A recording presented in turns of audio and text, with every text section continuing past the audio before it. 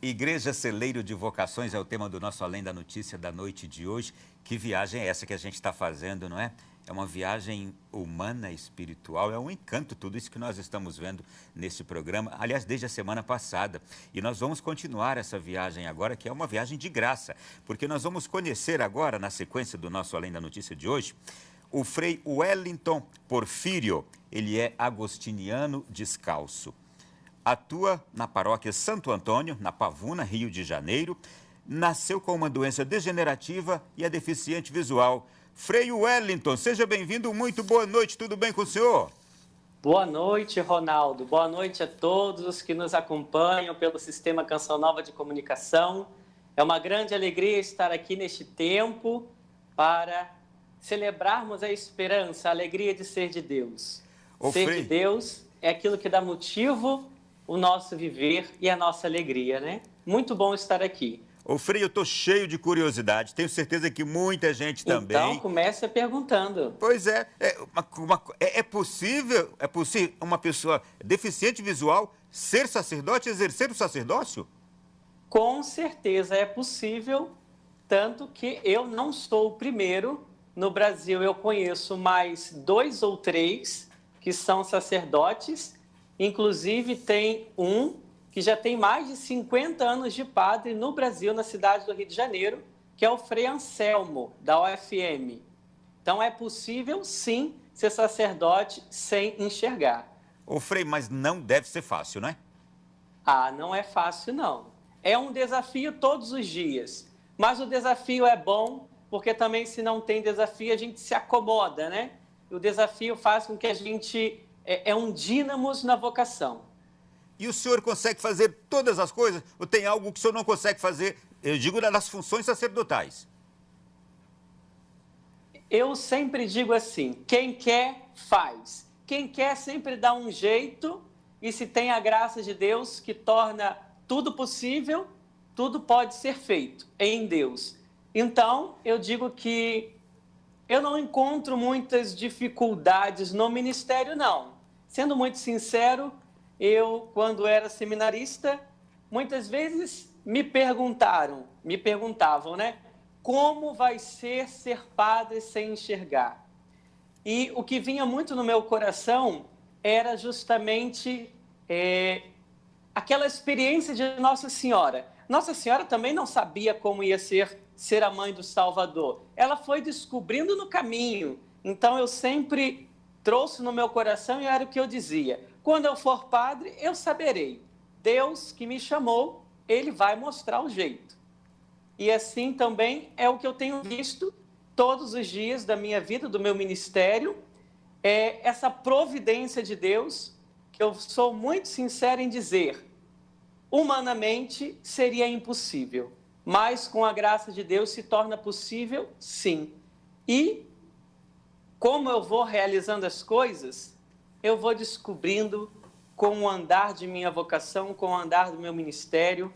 Foi assim que eu fui aprendendo a celebrar missa, foi assim que eu fui aprendendo a administrar os matrimônios, os batizados, todos os sacramentos, unção, confissão. Foi, de fato, no dia a dia, Deus foi me mostrando aos poucos como ia ser feito. E graças a Deus, olha, eu te digo que eu fui o que primeiro me impressionei com aquilo que Deus é capaz de fazer com o ser humano quando o ser humano deixa se modelar por Deus. Eu vejo isso na minha vida. Todos os dias é um aprendizado.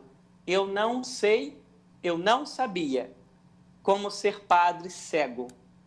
Hoje eu vou aprendendo cada dia a ser um padre que não enxerga. Eu vou fazer ao senhor algumas perguntas bem pontuais, mas antes eu quero só...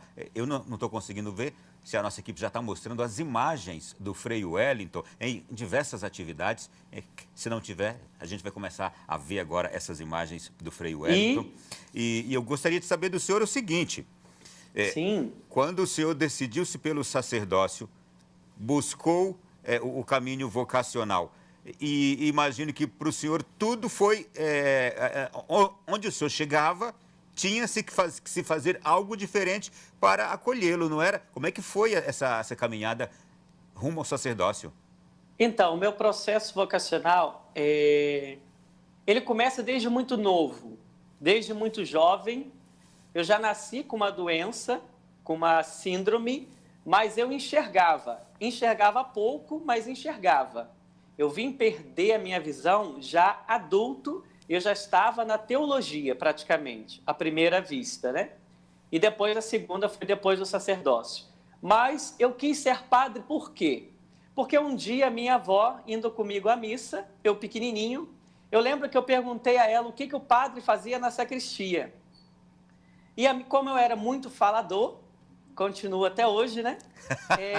A minha avó disse que o padre estava lá dentro querendo saber, falando com Deus, para saber o que ele queria falar com o povo. Naquele dia, com meus 5 anos, eu falei, então eu quero ser padre, porque eu quero conhecer Deus também. E aquilo eu fui crescendo e nos estudos já não foi muito fácil por causa da visão, né? Os estudos regular. Quando eu entrei para o seminário, tive sim muitas resistências, inclusive uma das mais fortes foi a da minha família. Os meus pais não me apoiaram pelo fato de eu ser filho único e pelo fato de eu quase não enxergar. Então eles tinham muito medo e também muito receio de eu ter que sair do seio familiar. Mas eu encontrei, pela graça de Deus, um amigo que, quando eu apresentei todas as minhas dificuldades, ele me apresentou as soluções. Ou seja, ele me apresentou o Deus que tudo pode. E quando aquele homem, padre, hoje, acreditou em mim, foi aonde as portas começaram a se abrir. Então, ali eu saí de casa para uma conversa com um amigo, porque a minha família nem poderia saber que eu estava pensando em ir para o seminário. Então, eu fui conversar com um amigo e voltei para casa com a notícia de que na próxima semana eu estaria entrando para o seminário. Aquilo foi, imagina, né? Um choque para a minha família, mas também foi um choque para mim, porque primeiro eu respondi, eu vou, depois que eu fui pensar nas consequências do ato. Mas fui para o seminário, enfrentei muitas dificuldades, porque depois eu tive que estudar filosofia, teologia, o noviciado, sair de perto de casa. E uma estrutura, imagino, teve que ser pensada para o senhor também, não é? Então, teve que ser pensada essa estrutura. No entanto, ninguém está preparado para a situação, porque nem os padres que me acolheram não sabiam como lidar, e nem eu também sabia como lidar com aquele modelo de vida novo. Eu nunca tinha saído de casa praticamente para lugar nenhum. Foi um salto nas mãos de Deus. Ô, Frei, e na sua ordenação, alguma particularidade no dia da sua ordenação? No dia da minha ordenação, conta-se um pouco antes da minha ordenação, que foi um momento muito forte na minha vida. Eu enxergava pouco, mas já tinha feito filosofia, concluída a graduação de filosofia e também de teologia. E no último ano de teologia, eu perdi a visão do olho que eu enxergava mais. Naquele momento, eu me senti totalmente desamparado. Imagina, numa comunidade, né, religiosa, longe dos meus pais, perdi a visão, tendo que entregar monografia, concluir uma faculdade que não era fácil, né?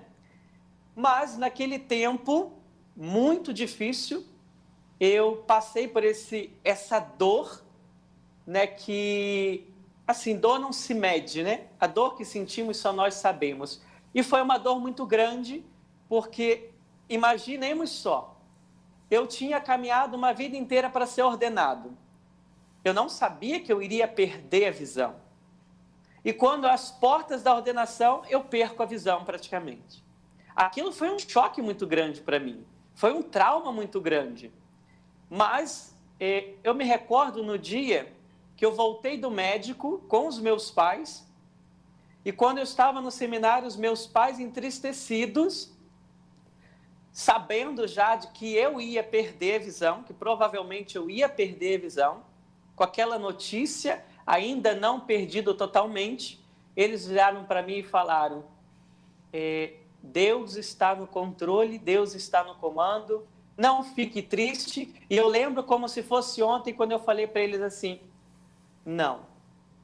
Como não ficar triste? Como não sofrer? Uma pessoa que perde a visão e não tem o direito de ficar triste? Não tem o direito de chorar? Sabe por quê? O nosso mundo hoje tem criado os nossos jovens com uma tal profilaxia psicológica. O que nós estamos feitos com nossos jovens é afastado eles dos sofrimentos e o nosso mundo, a nossa geração não sabe mais sofrer. E eu disse para meus pais, não, eu tenho que sofrer sim, perder a visão dói, vai doer, eu tenho que chorar sim, mas o que eu não posso é desanimar, o que eu não posso é desistir. Sofrer, todo mundo vai sofrer um dia, o sofrimento está para nós. Ô Frei, o pessoal me disse assim, alguém da produção me disse assim, Ronaldo, esse Frei é muito descolado. Pergunta a ele como é que ele faz as coisas. Por exemplo, como é que ele faz batizados? Como é que é, Frei? É porque eu contei, né, que o primeiro batizado, porque eu disfarço muito bem que eu não enxergo. Disfarço muito bem. Se eu estou numa assembleia que não conhece, até ela saber leva um tempo. Porque eu sei praticamente muita coisa de cabeça, de cor. Né? Eu carrego quase um missal na cabeça. E o meu primeiro batizado, eu batizei 20 crianças. E eu não contei que eu não enxergava. Porque senão, imagina, as mães iam ficar assustadas, né? Como é que ele não enxerga, vai afogar a minha criança, né? E não afogou nenhuma. Graças a Deus, até hoje não afoguei nenhuma. Todas elas saíram chorando vivíssimas. Graças a Deus. Ô Frei, e os casamentos, alguma dificuldade? Olha, acredito que é maior a dificuldade dos noivos de saber em qual dedo colocar a aliança do que a minha dificuldade em realizar o matrimônio. Eu não sei o que esses casais têm, que eles não sabem qual é a mão esquerda. E ainda colocam o anel no dedo errado ali, eu que tenho que ensinar onde que coloca o anel.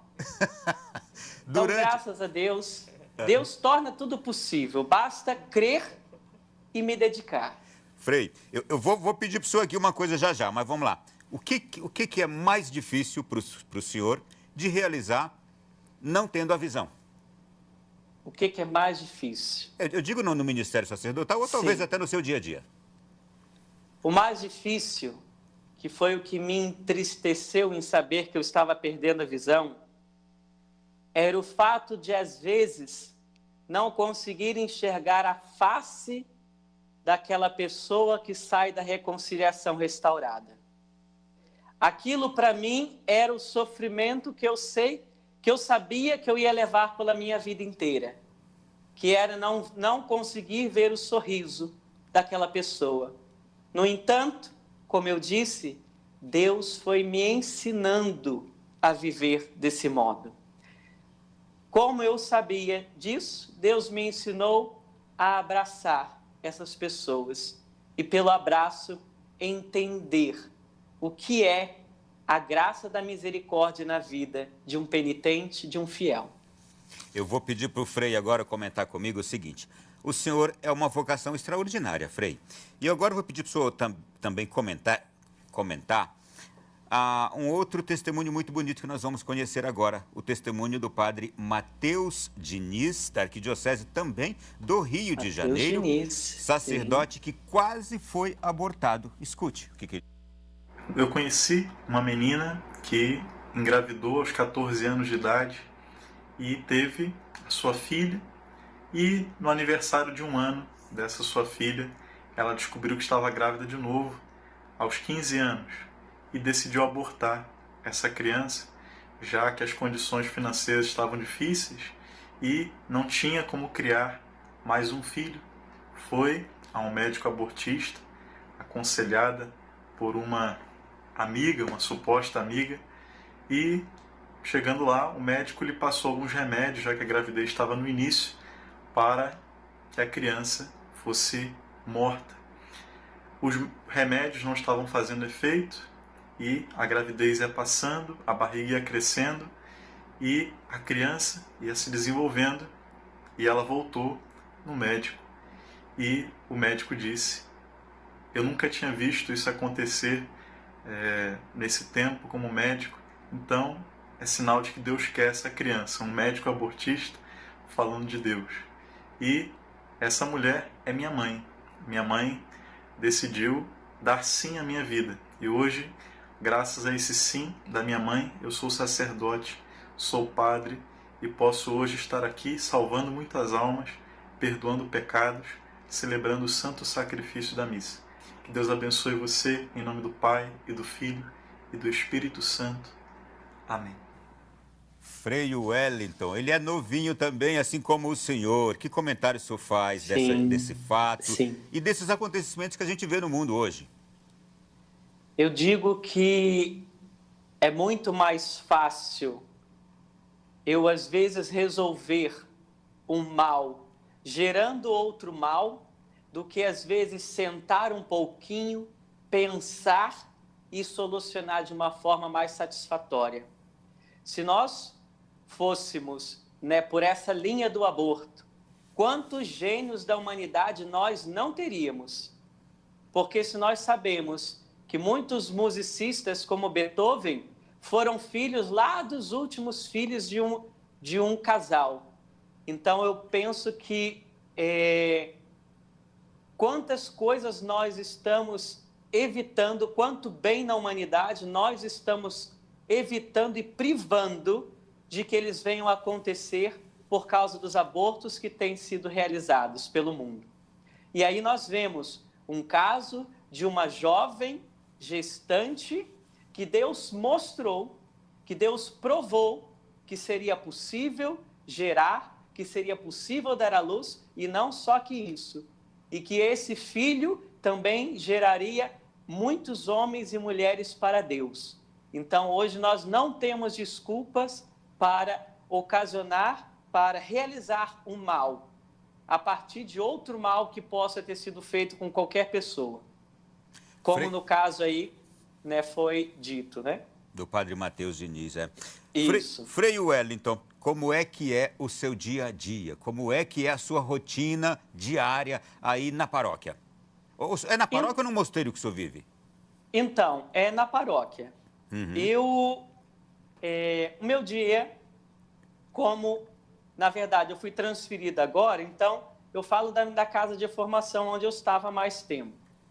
Era justamente oração de manhã, como é uma casa formativa, a gente participa de todos os horários de formação, e ali eu ia atender as pessoas, estava atendimento pela parte da manhã, também na parte da tarde, e à noite eu estava indo para a faculdade, porque além das minhas graduações, eu iniciei uma graduação, uma terceira graduação, psicologia, e assim eu estudava à noite e chegava em casa, depois eu rezava e ia dormir.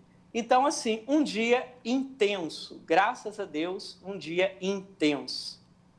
Nesta pandemia tem sido muito difícil frear tudo isso, Então, e assim também, aos finais de semana, muitas vezes eu era convidado a pregar alguns retiros.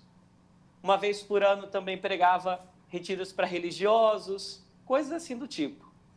Para a última pergunta que vou agora deixar para o senhor, a surpresa das pessoas é grande quando encontram um sacerdote que é deficiente visual? Porque é como o senhor disse também, a gente não percebe não, se a gente não chegar e observar bem. Já se deparou com pessoas extremamente surpreendidas? Já. Acredito que as mais surpreendidas foram as que tiveram na minha ordenação e na minha primeira missa, porque eu fiquei em dúvida pelaquela quantidade toda de pessoas que estavam ali naquela primeira missa. Eu não sabia se elas tinham vindo para participar da primeira missa de um padre que estava celebrando ou se elas queriam saber como é que um padre cego celebra a missa. Então, isso acontece demais. As pessoas têm muita curiosidade de saber como eu faço para celebrar os sacramentos, né? Eu quero agradecer muito o senhor por essa presença aqui. Enquanto o senhor falava, imagens belíssimas estavam sendo mostradas do seu ministério sacerdotal, o seu encontro com pessoas muito queridas para o senhor, imagino, Padre Marcelo, Padre Jonas Abib. Então, quero agradecê-lo muito por o presente que o senhor está nos dando nessa noite, de conhecê-lo e de nos surpreendermos também com os dons de Deus, viu, Frei? Foi um prazer, obrigado. Amém. Eu que agradeço. E quero só dizer uma coisa, encerrando. Se vocês quiserem dar alguma coisa aos vossos filhos ou para alguém, dê a ela sonhos.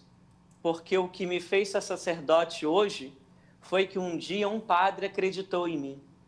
Acredite nos seus. Cultive, gere neles motivos para sonhar, motivos para viver.